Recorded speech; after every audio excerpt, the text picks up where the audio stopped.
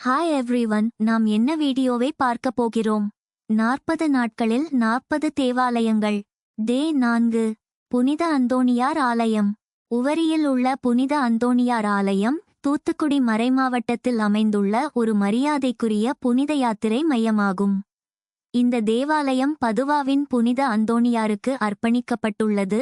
அவர் தனது சக்தி வாய்ந்த பரிந்துரை திறன்களுக்காகவும் தொலைந்து போன மற்றும் திருடப்பட்ட பொருட்களுக்கு புரவலர் துறவியாக அவரது பங்கிற்காகவும் அறியப்பட்ட ஒரு அன்பான துறவி.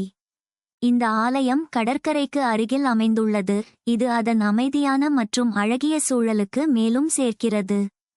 இந்த தேவாலயம் ஒரு வளமான வரலாற்றை கொண்டுள்ளது மற்றும் ஏராளமான அற்புதங்கள் மற்றும் குணப்படுத்துதல்களுடன் தொடர்புடையது.